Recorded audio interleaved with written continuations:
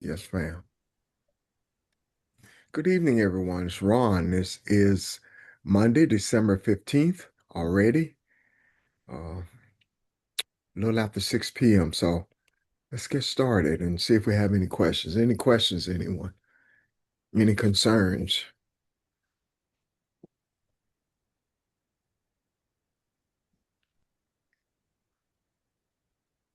I have a Nothing? question.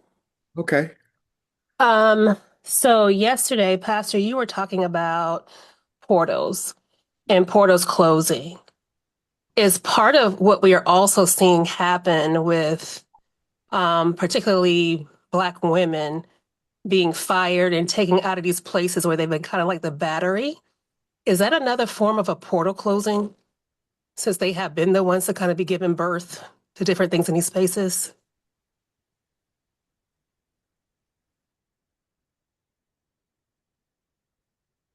Pastor, you on mute? Or any of the other teachers? Yeah, that is a portal that was opened for a purpose. And the purpose was for it being open was for them to be terminated. Sounds crazy, doesn't it? But by virtue of that, what, 300,000 plus being terminated, Yes, sir. that brought a lot of notoriety or notice to Black femininity, the African femininity. And it also brought a pause to the way that a lot of people who look like us think about African women. And their termination increased their determination to persevere as entrepreneurs, as one unit. And the closeness, the close knitted community, rather, that has come about as a result of that is what's birthing things into this earth now. We've talked about in the past there would be no progress, freedom, or whatever we want to call it without recognizing, embracing, and reverencing femininity because it is the womb of all life in this earth. So that portal uh, has closed now because it has done what it was supposed to do, and that was to bring them to the forefront in the minds of humanity, but more importantly, in the minds of African or people of a Cape line. There's never really been a huge rift between African women, and that the reason being is because out of necessity, they had a camaraderie different than what men had.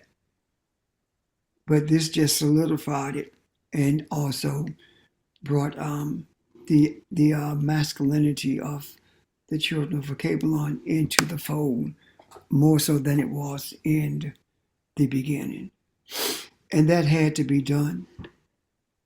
And the reason it had to be done, Regina, I hope I answered part of your question at least before I go and talk about why it had to be done. Yes, sir. Okay. The reason it had to be done is because integration had destroyed our moral compass, especially when it comes to femininity. Before integration, there was a deep type of reverence that we as men had towards our mothers, our sisters, and very protective. And before integration, there were no our kids were not in gangs before integration. Our kids were not drug dealers before integration. our kids had respect for the elder as well as the female. Our people, our children, um, had a sense of community and realized that correction could be brought to you from anyone in the community because there was a sense of community rearing children then. Also, we were more ambitious before integration, and we had a greater desire uh, to um, to move forward or to persevere no matter what kind of obstacles we encountered. After integration, all of that went away. How did that happen? Because the ones who we were assimilated into had no respect, no sense of community, and were already gangs under the name of gangster and motorcycle clubs. And they were already in control of the drug trade in the country.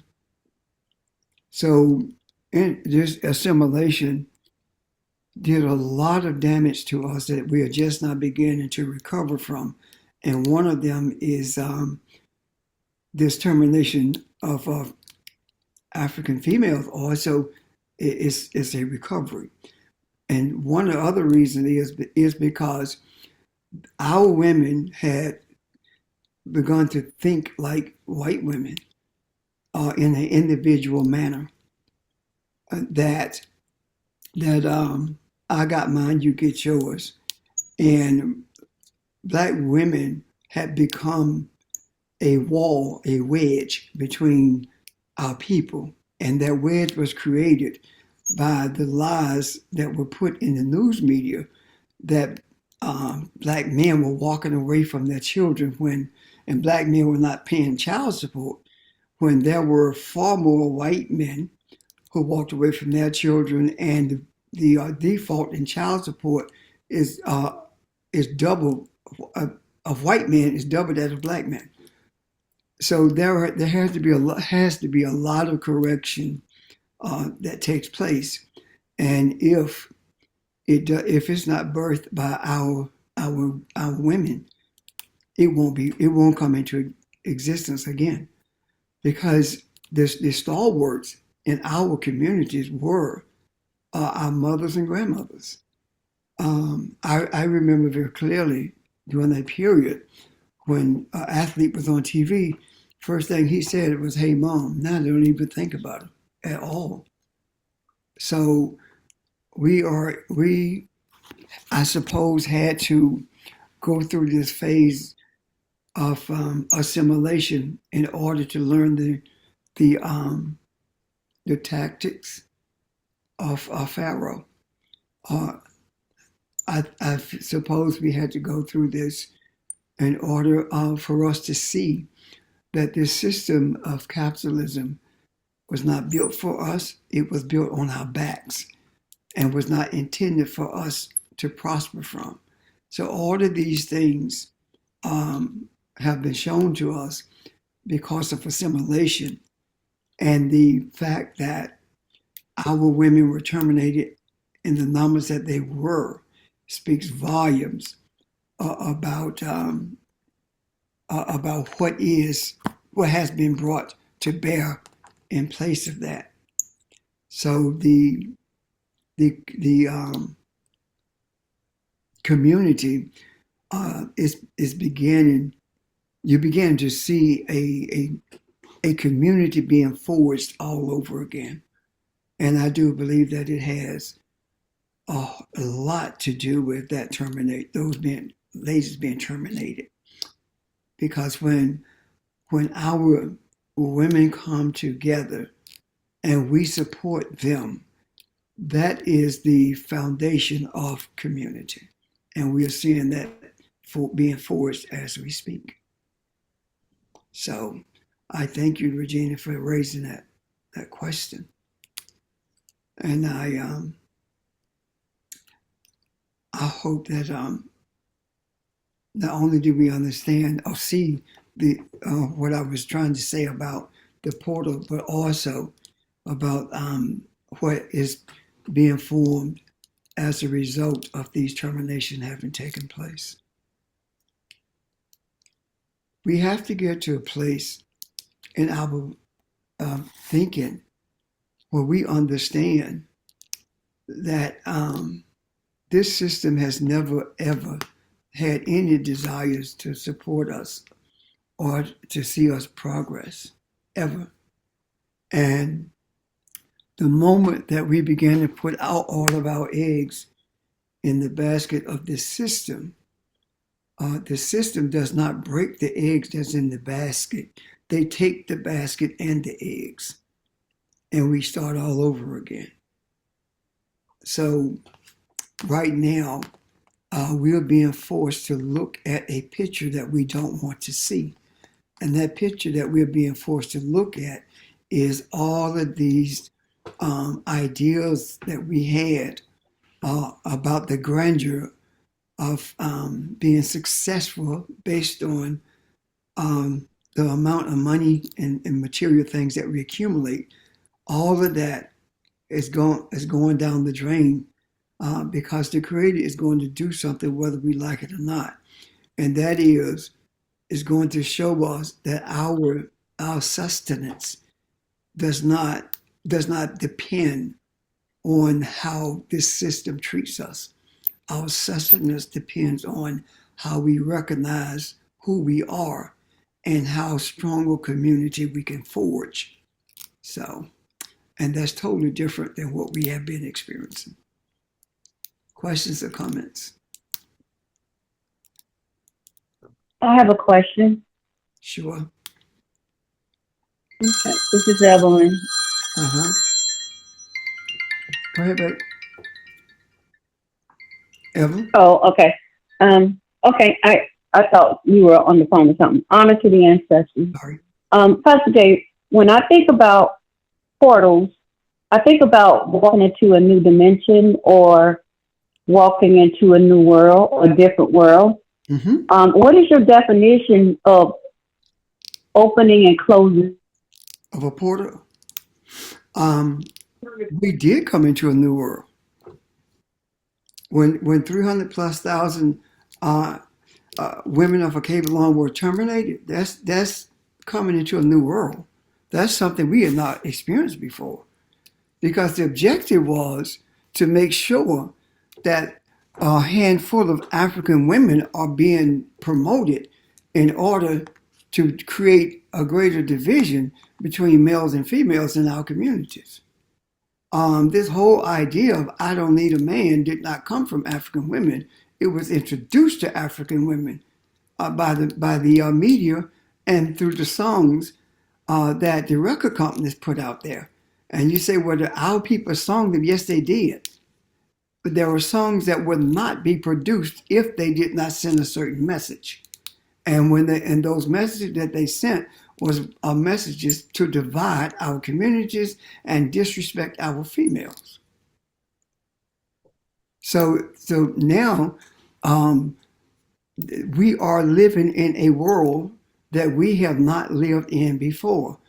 We are living in a world where it is more evident than ever before that the objective, that the powers that was understand something that we don't seem to get, and that is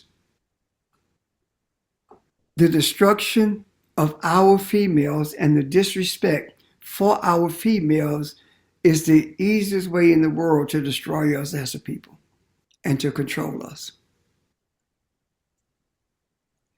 That has changed. We see each other now moving closer and closer to each other than we have been in years. When you turn the seed against the womb, then you have dismantled the foundational structure of a community. And that's exactly what was happening. And any time that you can make a song that calls your woman a bitch and convince and condition her to the point where she calls herself that. You are on the verge of self-destruction.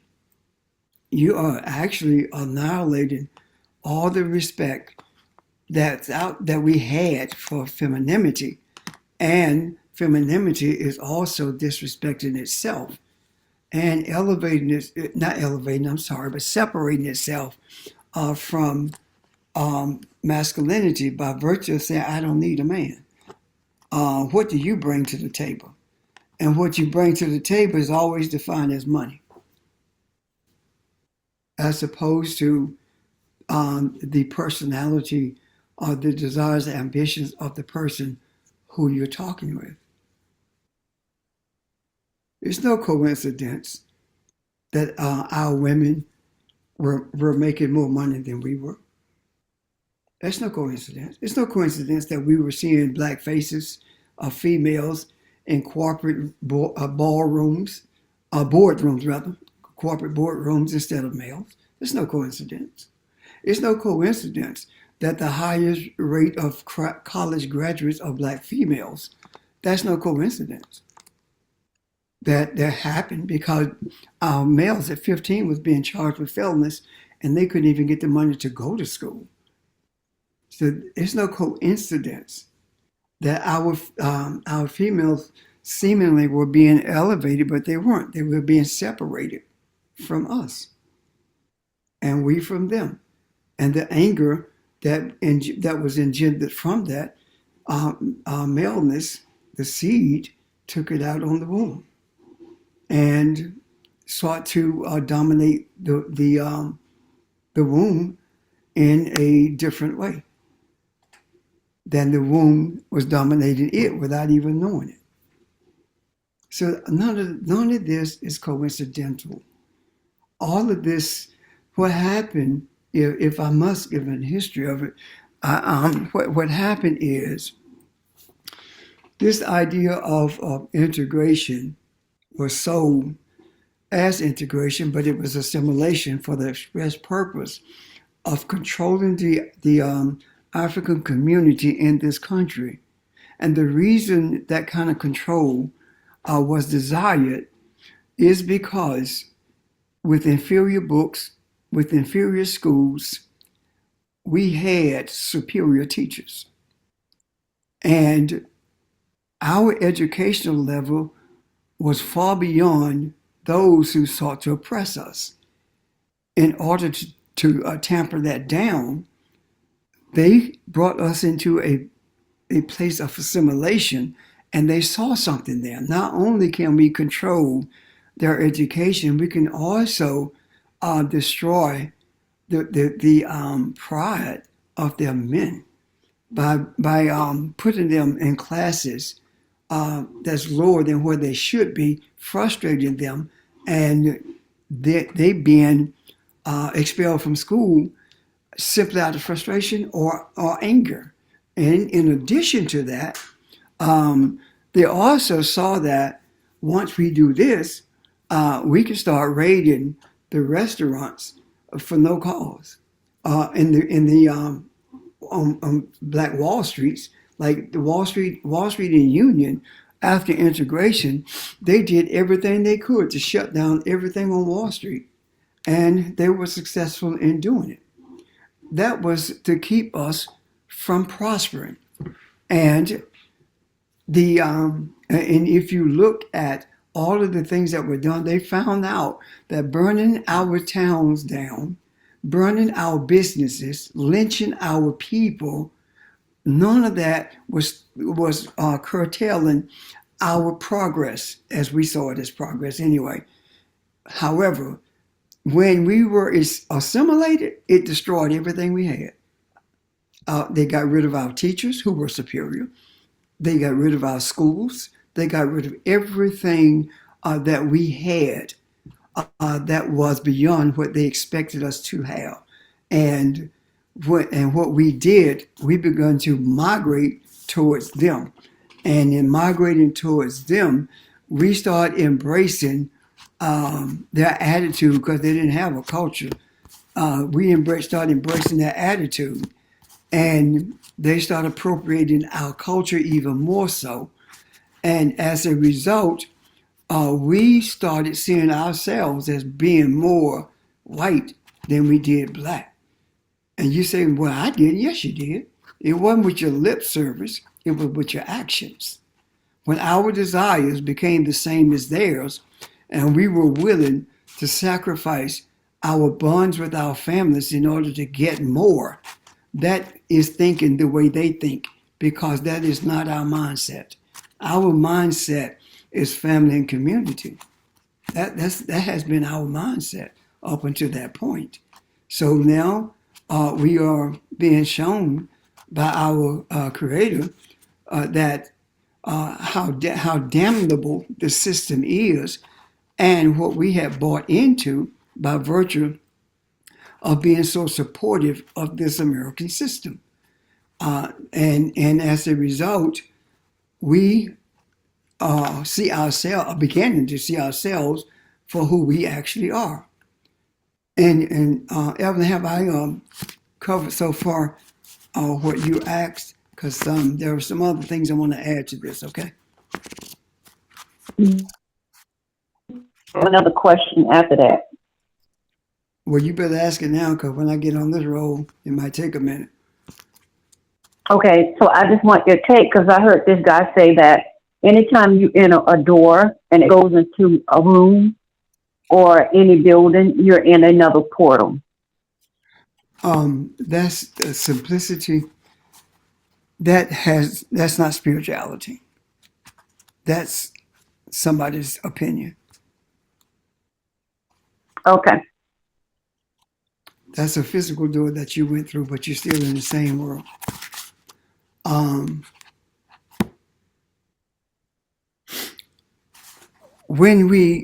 What happened is when we were assimilated, we were given the opportunity to go to white churches. And our going to white churches was not because they wanted us there. It's that they wanted a token in their presence. And I remember very clearly, since I've been pastoring, that this particular church, white church, actually brought me in to teach, and I taught. And that was fine until I was asked by the pastor to do a revival. And all of a sudden, they didn't want no nigga in their pulpit. And then they left, and soon they got rid of him. So this whole thing about us being in those churches is not about them accepting us, or it's us trying to be accepted by them. There was a lady from St. Paul Church who was the soloist for First Baptist Church in Spartanburg. But all they wanted her to do was be the soloist, and that was it. So we have had, would you read the phones, please? We have had these things offered to us, but we have seen them as coming up, or we have seen them as being treated equal when we were actually being manipulated and used for what they could get from us. And the third thing is that there was a church in Union that was supposed to be open to everyone.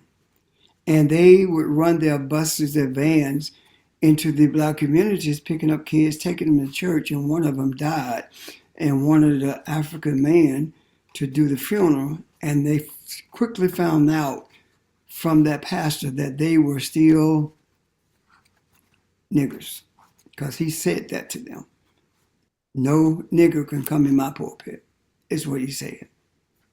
So all of these things that I'm talking about are reasons that we should take another look at who we are, what we think about our quote unquote success, whatever that's supposed to look like, and ask ourselves, why is it that we are pursuing what we are pursuing? Are we doing it for the right reasons, or are we doing it because we're trying to be accepted? The problem that I have seen, another problem that I've seen, especially when it comes to the church, and I was speaking with some people yesterday after we had gotten off, and one of the things that came up was our lack of understanding what God looks like. We have been taught what God is, and what we have been taught about God has been that God is an old angry man sitting up there waiting to punish somebody, and that God is somebody who sit on the side of the road and allow other people to enslave people, to mistreat them, to lynch them, to rape them, to eat them, to do all kinds of horrific things to them. That's what we have been shown that God is. And that is one of the reasons why it's so hard for us to embrace that we are God, that we are Elohim. It's so hard because that's not who we are. The description that we have been given of a God is not who we are. It does not describe who we are. We think that the reason everybody got to be God is because if we just God, we're going to do to people what they did to us. That is not in our nature. That is not in the nature of God either. That's in the nature of the God of Christianity, Islam, and Judaism, but not in the God that we were created to be.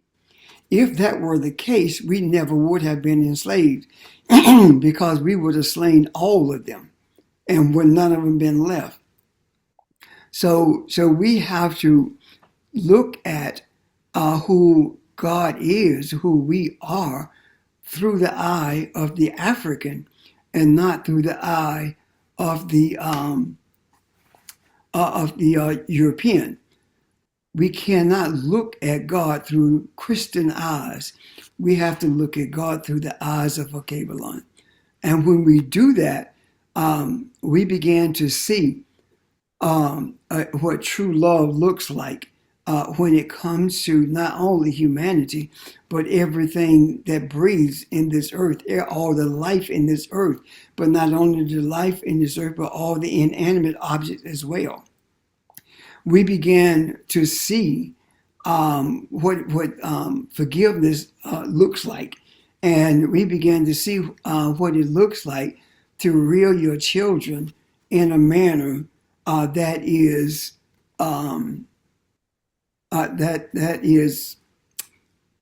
what?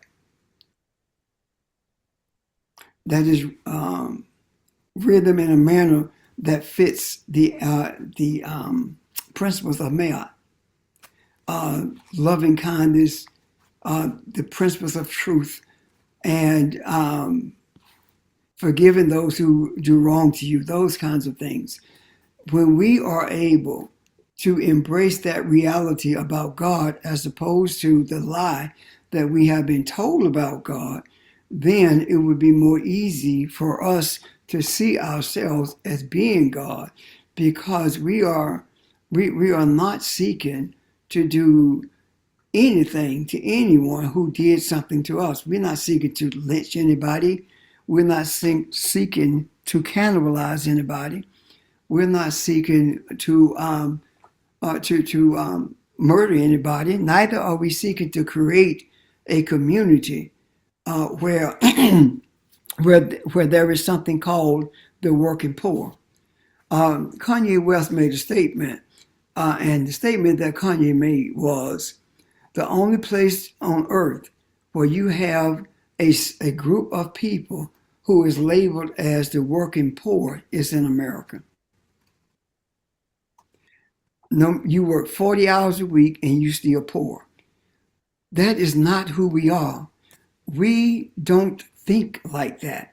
We don't even think in the terms of capitalism, because capitalism has to have a, a, a, a level of poverty in order for it to function the way it is designed to function.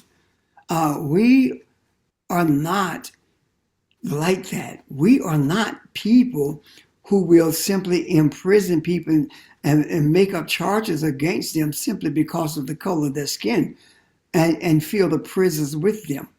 We are not people who will chase down immigrants and imprison them like in conditions that worse than our dogs live in.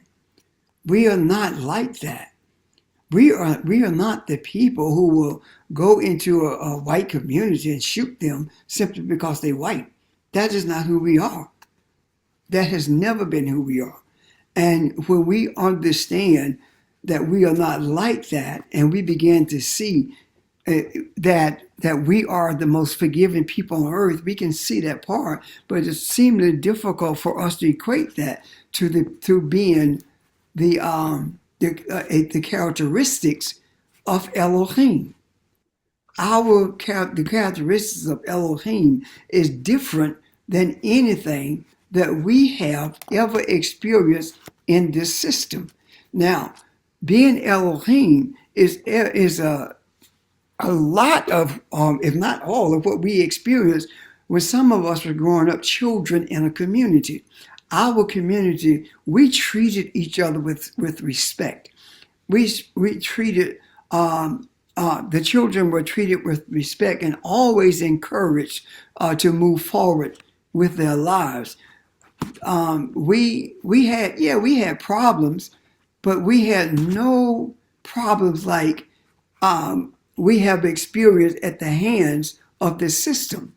As a matter of fact, those of us who were supposed to have been in poverty, we escaped it because we raised our own food. But not only did we raise our own food, but we also raised enough food to share with those in our communities, so nobody went hungry. So what I'm saying in essence is this. Out of all the things that's been said so far and the questions that have been raised, all of them goes back to what is our concept of God. And when we are able to see a clear-cut concept of God from the beginning, then we are able to see more easily that our personalities and characteristics are those of God. And it's impossible to say that you have the characteristics or principles of Ma'at and not have the principles and characteristics of God. So, having said all of that, let me add one more thing to that, then I'll see if there are questions. The reason it is so difficult also is because we have been conditioned to believe that God is waiting to punish us and send us to hell. We have been conditioned to believe that everything that goes wrong in our lives, God did it because we did something wrong, regardless of who we are or what happened.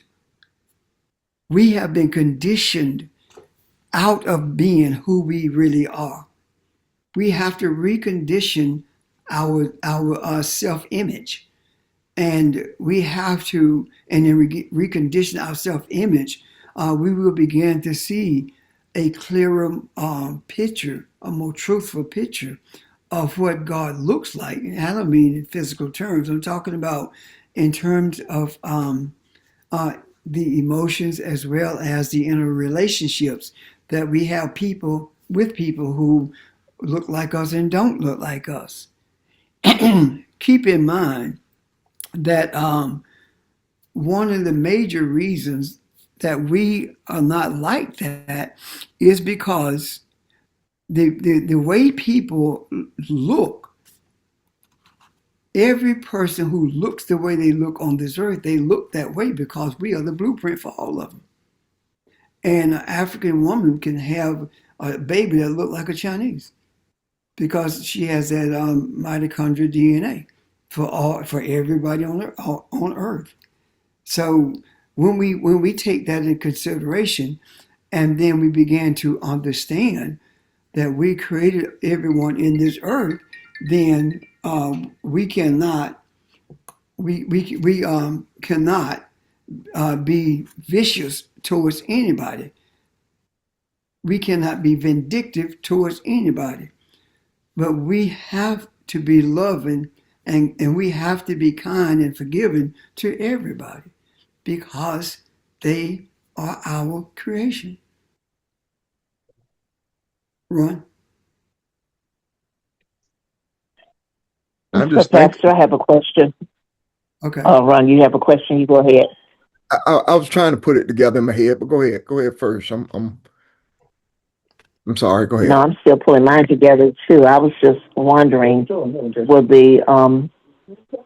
were the Moors a representation of what God looked like in the earth?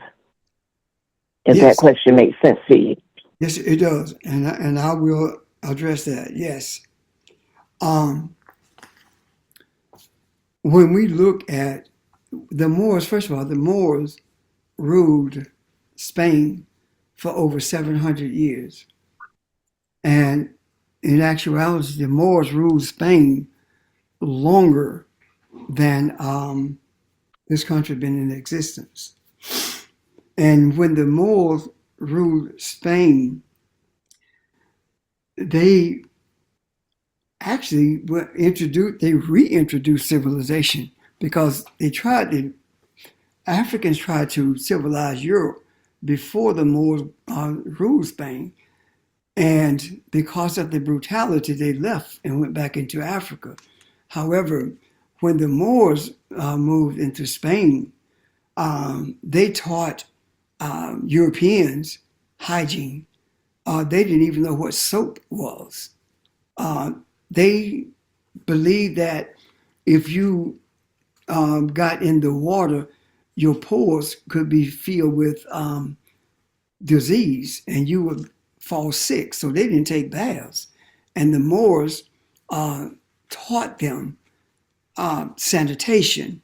They taught them how to bathe. They taught them the necessity of bathing. They also um, helped them to understand that bad hygiene results in sickness and death. They also built universities in Spain. The first universities and libraries that was built in Europe were built by the Moors. The the whole concept of the understanding of mathematics and medicine and architecture, anything that you could name, the Moors introduced that to Europeans. Um, they built aqueducts in order for water to flow through the city, and that was simply an offshoot from what existed in Kemet long before the Moors went to Europe. So, so the attitude of the Moors was not to conquer anybody or to colonize anyone. They were contributors to all of the people there in Europe who would partake. And over the period of 700 years, uh, the Europeans had become more attuned with what the Moors had taught them. And as a result of that, they felt as though they could survive on their own. And in addition to that, they wanted what the Moors owned. They wanted the wealth that they had. They wanted the structures that they had. So they drove them out of Spain in a very brutal way. And in doing so, um, they showed themselves to be something that they never were able to get beyond, and that is to be barbarians. They were barbarians who could bathe now. They were barbarians who could read now. But they had no sense of care about anybody's life except their own. And their desire was to acquire everything that they saw that the Moors had. And I'm talking about the gold, I'm talking about diamonds, I'm talking about the minerals and the methods of treating diseases. All of that they wanted. And they went about getting it by taking, as opposed to uh, um, interacting in a relationship with the Moors that would enhance their continued growth, not only through sanitary practices, not only through education, not only through spirituality, but in addition to that, how to treat your fellow man. Excuse me, how to treat your fellow man as opposed to taken from your fellow man, as opposed to being the brutal people that they had been before they came in contact with the Moors, and they continue to be even afterwards. So what am I saying to you? Europeans has never been content with what you give them. Europeans have never been content with what you give them. They're only content when they own and control everything. And they will do anything that they can in order to take possession of everything that they deem to be a source of wealth and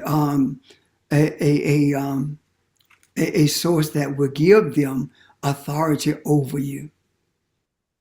So the whole concept of civilization is not based on whether or not you can read. It's not based on whether or not you learn sanitary conditions. It's predicated on your interactions with your fellow man. And that the Moors could not change in them if they did not want to change. If they did not want to be changed, and it was obvious they didn't from the way they responded to all the loving kindness that was expressed to them by the Moors. I hope that answers your question, Kathy. It really did, Pastor, because a lot of times when we're saying, I am Elohim, the struggle is in that you've not always had a picture or an understanding of what that looks like. And laying out what you just laid out, we're teachers, philanthropists, we're these people who do what we're supposed to do, and to make humanity better. And by the example that you gave, you basically just laid out what it means to be Elohim in a clear understanding for us and to help us to see what that means. So thank you. I appreciate that. Thank you. That's kind of what I was thinking too. And I didn't know how to form the question. We in America have been treated kind of kind of the less than, and like you never measure up. And we talked about this. Your history has always been tied to slavery, and that stuff. The the Frederick Douglasses and Harriet Tubman's stories, and we were but so to say that you're Elohim, that took something else for you to see beyond that. And I think I guess appreciate Kathy's question, and especially even now that a lot of what we're experiencing as a nation, as a global world, your vision really has to be able to see above all this stuff, and and also you have to also understand that some of the things that maybe you experienced personally, that, you say, well, that being Elohim, am I supposed to feel this? Am I supposed to go through this? Am I supposed to look at this way, kind of thing? So that's part of the struggle. It is so personal.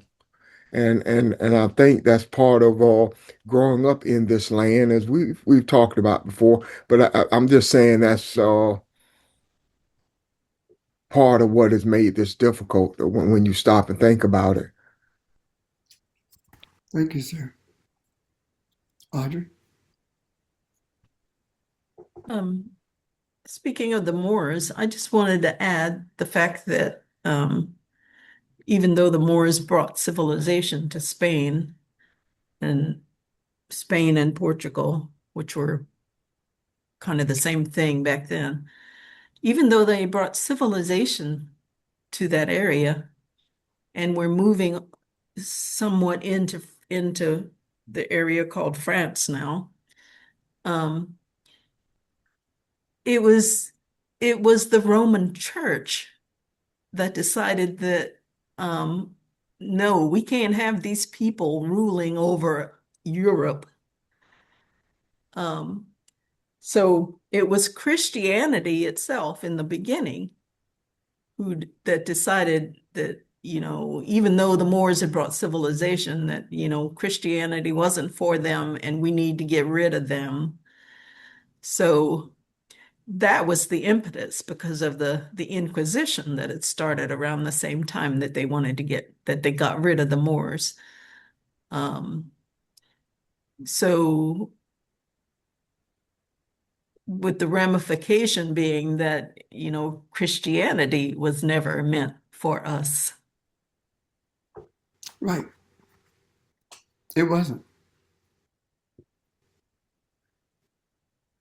So, and since you mentioned that, let's understand something, that the Inquisition was barbaric. It was totally barbaric. You invite somebody to dinner, and after the meal is over with, you kill every one of them. And then you burn their village and kill the women and children. The Inquisition was horrific. All done in the name of God.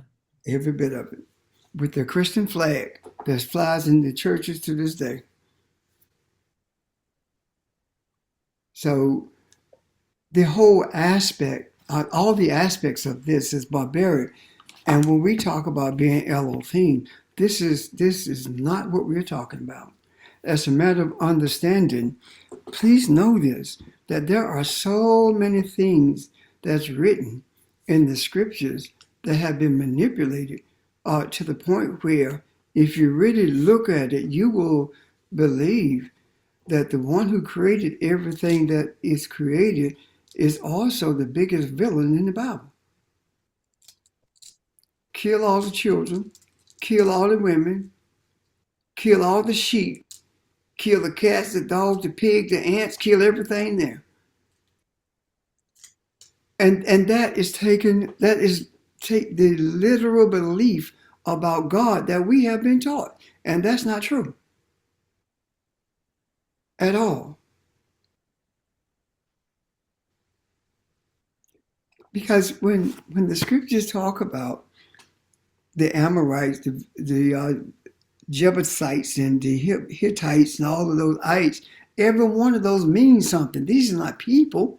These are concepts that is talking about you need to get rid of within yourself. This is not talking about killing people. This is talking about an internal purging of those things that are antithetical to who you were created to be. That's what this is. And that in itself makes all the difference in the world. Any other questions or comments?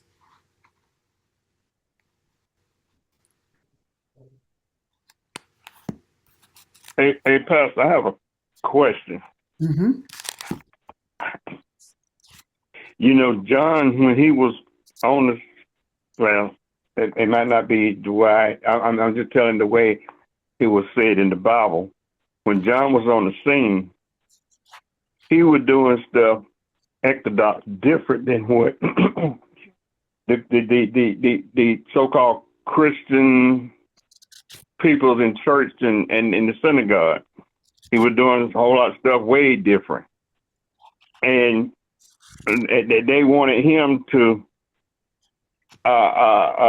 change the way he was doing, and he was doing the thing just like those what's those people you just said, Moors. the Hittites, Hittites, yeah. and so that's how I seen this. Okay. Okay. And another thing, this right here take you back to creation. Okay. When the Bible said God looking for Adam, and then Adam told him that he was naked. Then he said, "Who told you was naked?" That's just like the white people they telling us we are not what God. You're not what God had created. Mm-hmm. Just like when he told, when God was saying, "Who told you was naked?" I got you. Okay. Yeah, I got you. I'm done. John. Let's start with John. The John about whom Charles is speaking is John. Is called John the Baptist. John the Baptist. Would someone look up the name John for me, please, and see what it means in Aramaic? John the Baptist, John the Baptizer, John the Immerser was not a person on the scene. It's a concept. We were John before we got to embracing who we really are. John was a bridge between religion and spirituality. John is a representation of us who were in religion, deeply in religion, and started raising questions and was in search of answers. And we finally got to a place where we started to see something. And what we were being shown is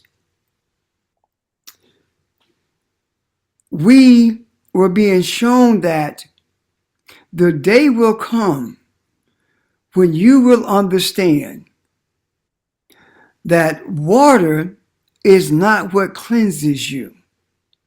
Water is not what delivers you.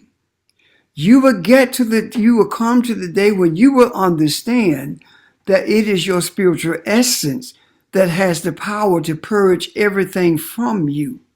And there will be a fire in you that would purify everything in you. And John says, or this concept is saying to us that when that day comes, what you're going to see is that when you compare yourself to where you were and where you are at that moment, you will see that religion has no comparison whatsoever to spirituality. Religion doesn't even have would not even be allowed to unstrap the shoes of spirituality. This is saying to us that when you get to this space of understanding spirituality, you are going to see some things. And what you will see is that you are a deliverer for humanity.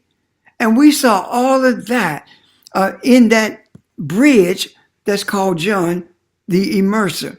And the immersion of it all is that the immersion in the water was to put you in a religious club under the control of that club. The immersion in spirituality is for you to free everyone who is under the control of that club and those who who brought that into existence. So this idea is a concept about a bridge that carries us from the religion that we were steeped in to where we are now. Does that make sense? Not just Charles. Yes. Yeah, that make a whole lot of sense. The idea of being in that garden. You are in a space, a place of protective learning. You are in Alkebalon, and your mind is drifting to things antithetical to who you are. And here you are now. You have been conditioned to believe that you are nothing. You have been conditioned to believe that you are negative, meaning that you have no culture, you have no history, you are just bare in this world with no language, with nothing other than a history of enslavement, a history of nothingness. And the language that you speak is not even yours. And then we learn, we see, we began to embrace our spiritual nature that we were created with.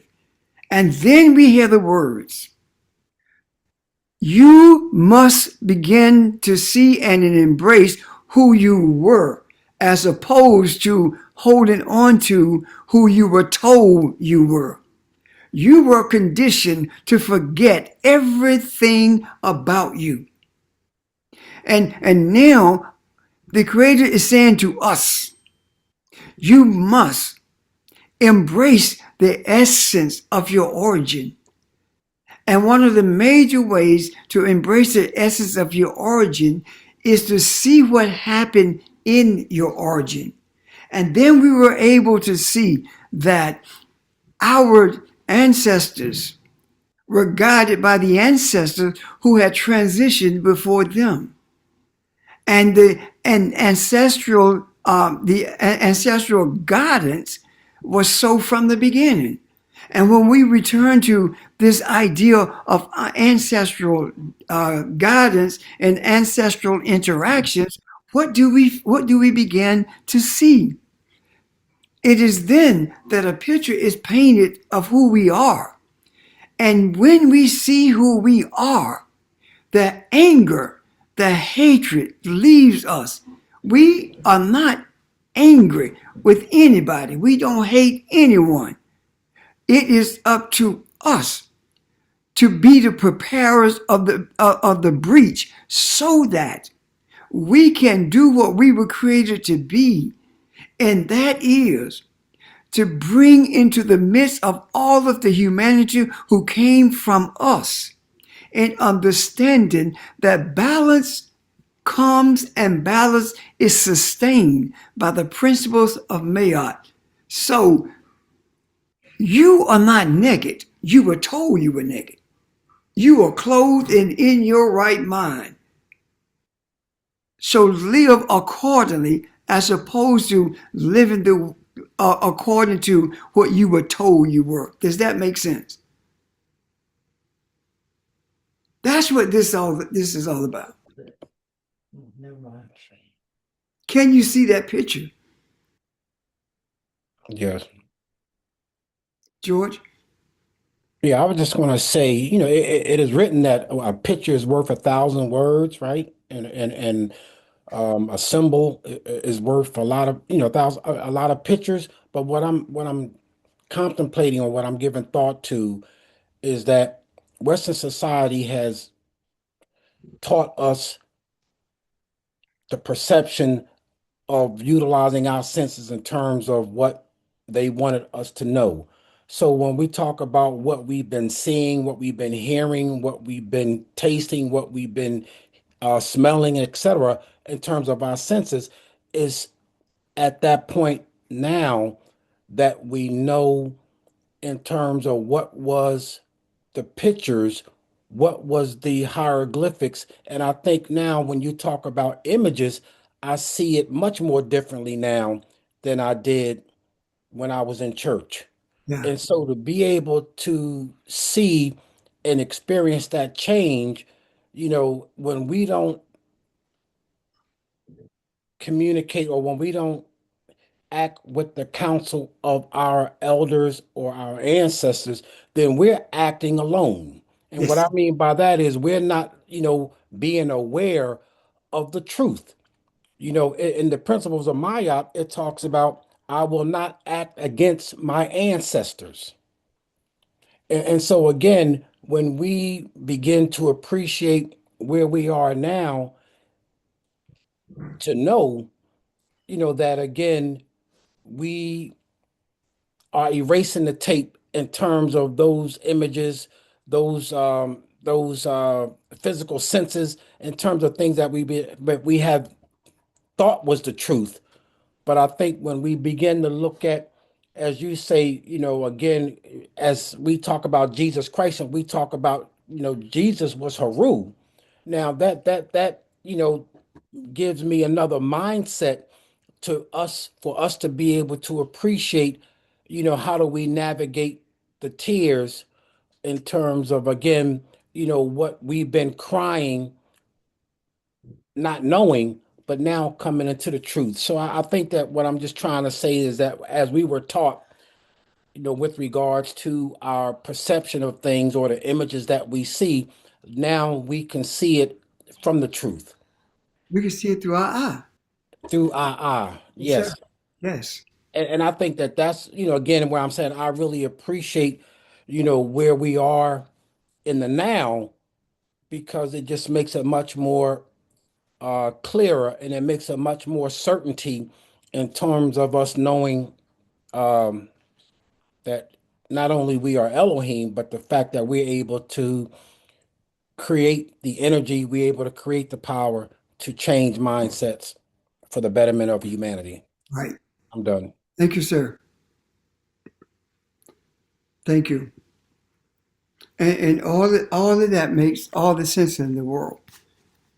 Because if we make an effort to try to hold on to what we were reared to believe, and at the same time embrace what we are being taught, that's not going to work. That's not going to happen. You cannot serve both mammon and spirituality. You can't do that. You cannot serve this material world. You cannot serve religion and spirituality at the same time. There has to be a transitional period, yes. But to make efforts to keep one foot in both places, you go split yourself in two, and you're going to be so confused until you don't know what you believe. So there are choices that we have to make. And I do believe we made those choices. And I do believe that. But I also believe that even though we made those choices, as Kathy mentioned earlier, it is a struggle to know what God looks like, to see what God looks like because of the image that has been painted for us. It's different, totally different than what we have been taught. And each time that something comes up with a scripture, and the Creator grants privilege to be able to see that scripture in real terms, like seeing that who told you were naked is looking at how we were stripped of everything that we had or that we were.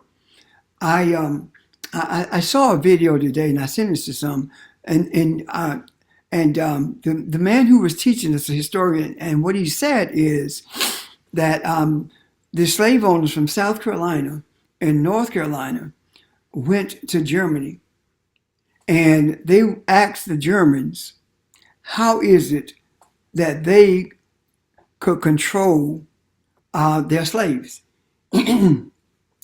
And one of the Germans said to them, that, in my words, not theirs, but the same message.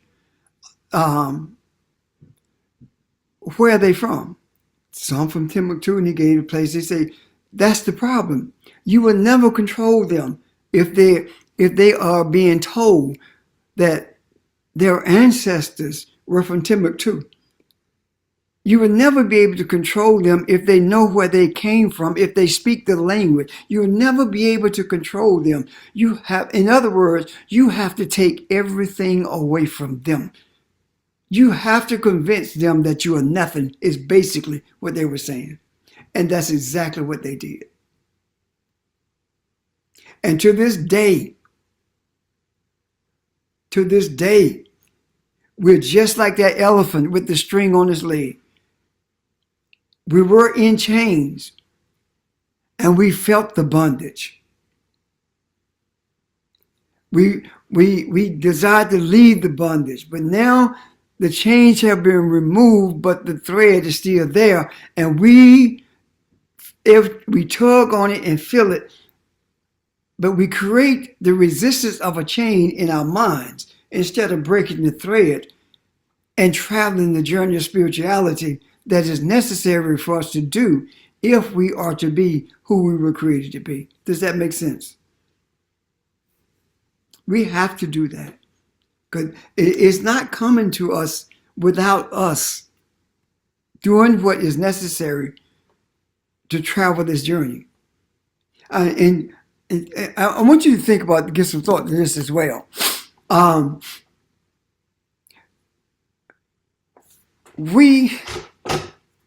Frederick Douglass was not the man that y'all think he is. Frederick Douglass was not the man that we were taught about during Black History Week. They rewrote what is July 4th to us. Frederick Douglass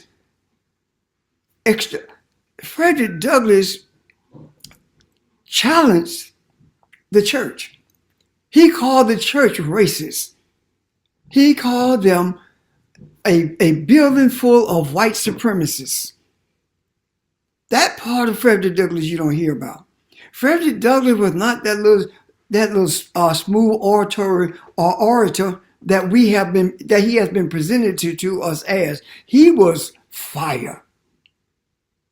And the things that we are saying, or the things that we were saying, and the church folk were saying that we were too radical, they don't know nothing about Frederick Douglass. Because that's exactly who he was. If you do an in-depth study of Frederick Douglass, you will find that Martin Luther King was a choir boy compared to what Frederick Douglass talked about. Martin Luther King never talked about the things that Frederick Douglass talked about. He never called the white church a den of racists. He never called them a place filled with white supremacists.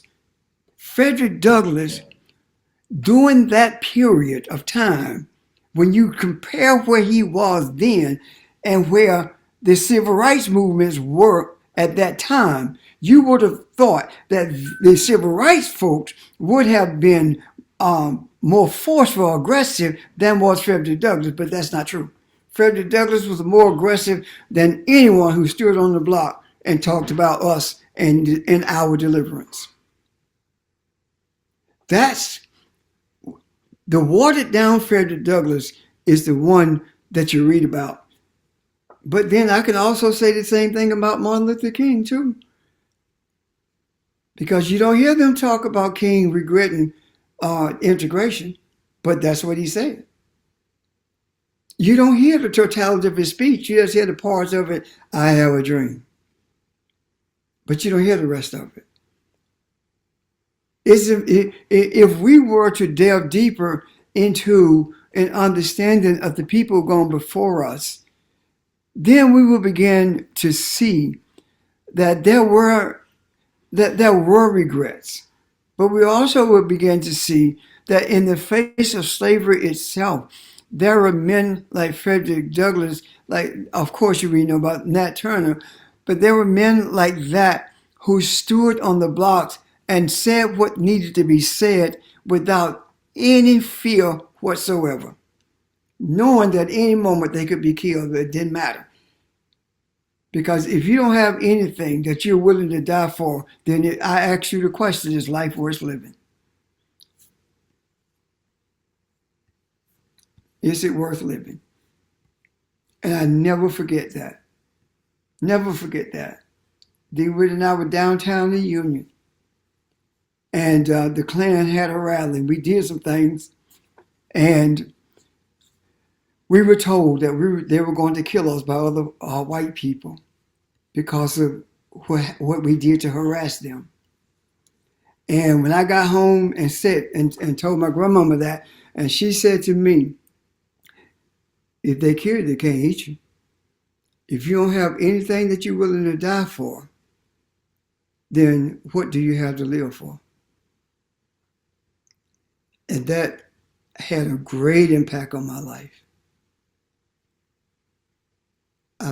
If you don't believe what you teach, don't teach it. If you're not willing to give everything you have to what you do, what's the point in doing it? What's the point in doing it? If I can't stand on this block and speak forcefully and truthfully, not about the plight of my people, but about the reality of who my people are. If I can't do that, then I have no right to sit here at my desk and do it. We must purge ourselves of the fear of not being accepted by those who kept us in bondage. And you say, well, I don't want to be. Yes, you do. You still want to be accepted. Stop mimicking people who put us in bondage. People who are struggling. They are struggling not because they did something. I'm going to say this and then we'll be gone, okay? Let me tell you something. Don't you ever, as long as you have breath in your body, criticize any group of people who look like us, who living in subpar conditions, who are doing it because they're on drugs or alcohol or whatever you call it. Don't you ever castigate them. Do you think they did that to themselves on purpose? No. When you leave slavery and you build towns and businesses and they burn it down over and over and over again. When you get lynched because you want to build a house or because you refuse to sell your land and your land is stolen from you.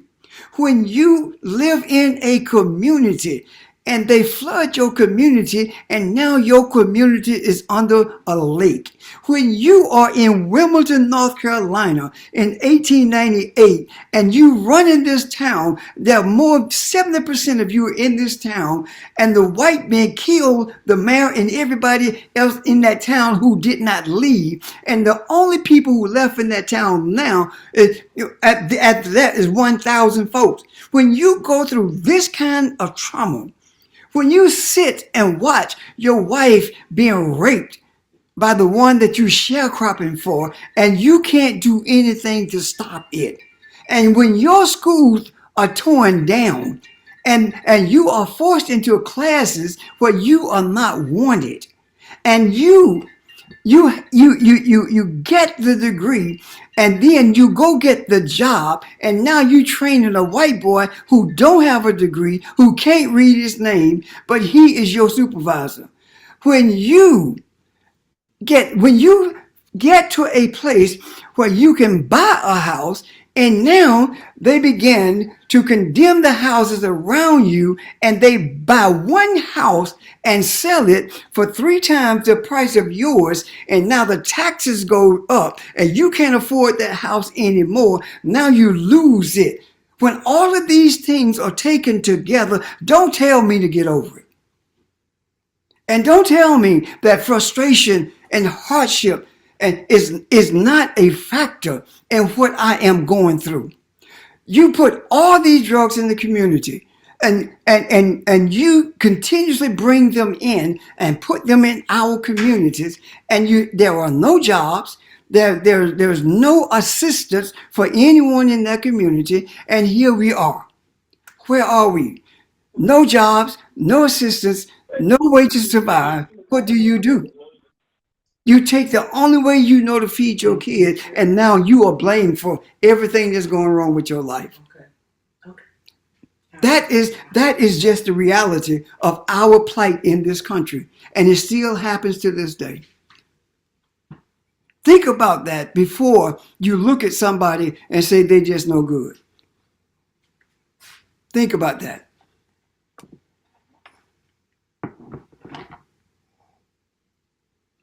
I'm done. And I'm not making excuses. I'm talking about reality. And yes, look at us. Look at us on this phone. It just so happens that we were spared all of the things that I just talked about. It wasn't because we were better than anybody. It was because that we came through at a period when we were able to get to where we are. And there are some of us who got to where you are by destroying other people on your way to where you were going. And that is the American way. Ask yourself, could you, under the same circumstances as those people were under, could you have survived it? And we have the audacity to turn our nose up at people who are struggling simply because you are not. Your day is coming. Your day is coming. And I'm putting this in the macro on purpose, because we have to lay the blame at the feet of the people who did it. And it did not get this bad until after integration or assimilation. That's when the biggest downfall, the lowest depth of enslavement came after integration. We were nowhere near enslaved as we are now when chains were around our ankles. I didn't tell you the reason that North Carolina and South Carolina slave owners went to Germany. The reason they went is because something you don't see in history unless you dig deep. There was always a war going on. Africans were burning houses and they were driving animals off. They were burning the fields. There was a constant battle going on to be free. And we are worse off now with no chains around our legs than we were with chains. Because at least with the chains, they knew who they were and they knew what was before them. Right now, we have been lulled to sleep. And we believe, because we got a house to live in, a car to drive, that we have arrived. If things mean that you have arrived, then you still broke. You're broken in spirit. You're broken in your mindset. Your thoughts are not right. You are living in a state of insanity if you think you have arrived.